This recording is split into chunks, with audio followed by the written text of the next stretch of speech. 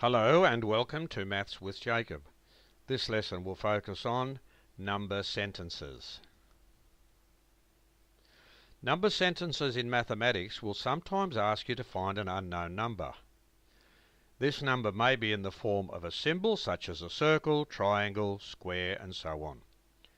As you progress through your school years, the unknown numbers will be represented by letters of the alphabet. For now, we will use symbols. For each of the following examples, find the value of the unknown symbol. You may use trial and error. The first example, find the value of the square if the square plus 1 equals 3. So what this is asking is, here is an unknown number. When we add 1 to it, we get 3. Now this is easy enough for us to do in our head, but let's see how we do it using trial and error. We ask ourselves the question, what do we need to add to 1 to get 3? That is, this number here we don't know what it is, but when we add it to 1 we get 3. So let's try the square with a value of 1. So if the square is 1, we get 1 plus 1 equals 2. Now that is not correct because we want an answer of 3. If the square is 2, 2 plus 1 equals 3. That works because there is our answer. Hence, the square has a value of 2. Example 2, find the value of the circle if the circle plus 3 equals 5. What do we need to add to 3 to get 5? So when we do the addition, we have to get 5 as an answer. If the circle is 1, 1 plus 3 equals 4. That doesn't work. If the circle is 2, 2 plus 3 equals 5. And that works. So the answer is the circle equals 2. Third example, find the value of the triangle if the triangle plus 3 equals 8. What do we need to add to 3 to get 8? So we have to get an answer of 8 when we do the addition. If the triangle is 1, 1 plus 3 equals 4. That doesn't work. If the triangle is 2, 2 plus 3 equals 5.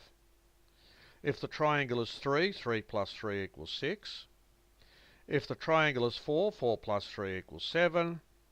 And if the triangle is 5, 5 plus 3 equals 8. So since we get the answer of 8, the triangle has a value of 5. There it is there. Example 4, find the value of the star if the star minus 2 equals 5. So for trial and error, let the star equals 10. Remember, we're after the answer of 5 when we do this subtraction. 10 minus 2 equals 8. Doesn't work. 9 minus 2 equals 7. Remember, we're after an answer of 5. 8 minus 2 equals 6. 7 minus 2 equals 5. That works, so the star must be 7. Example 5, find the value of the heart if 9 minus the heart equals 4. Trial and error, so we want an answer of 4 when we do the subtraction. 9 minus 2 equals 7. 9 minus 3 equals 6. 9 minus 4 equals 5. And 9 minus 5 equals 4. That's the answer we want. So the heart equals 5. Using a number line, we can use a number line to help us solve number sentences. So I've drawn a number line. Now this is a very good way of doing it because we can see what we're doing. It's visual. And a lot of students like doing it this way.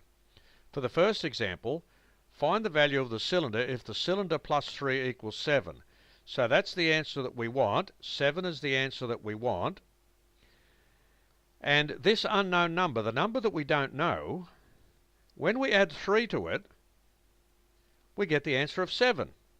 So we can have a look at that, and common sense tells us that the answer that we want must be 3 numbers back this way. Back here.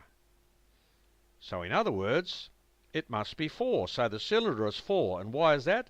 Because 4 plus 3 equals 7. By the fact that we add that 3 to the unknown number, tells us that the unknown number is 3 less than 7. And that's why I went 1, 2, 3. I went to the left because that's where the number which is less than 7, that's where that is. Example 2. Find the triangle if the triangle plus 4 equals 9. Now here's the answer of 9. Okay, when we do the addition, we get the answer of 9. Now the number, the unknown number, when we add 4 to it, we get 9. In other words, this unknown number must be 4 less than 9. So if we start at 9 and go 1, 2, 3, 4, there's the unknown number. So the triangle equals 5. Example 3. Find the cube if the cube minus 3 equals 6. Now there's the answer that we want. We want an answer of 6. But this time, if we take 3 away from the cube, we end up with 6. So basically this unknown number has to be bigger than 6. So the cube must be bigger than the 6. By how much? Well, it must be 3 numbers bigger because minus 3. It has to be 3 numbers bigger. So if we start at the 6 and we go 1, 2, 3, we move to the right because that's where the large numbers are, then the answer must be 9. So the cube is 9. So this video has introduced us to number sentences where we can use trial and error. We've also seen how the number line can be useful, and as we move through our school years, we will use many other different strategies.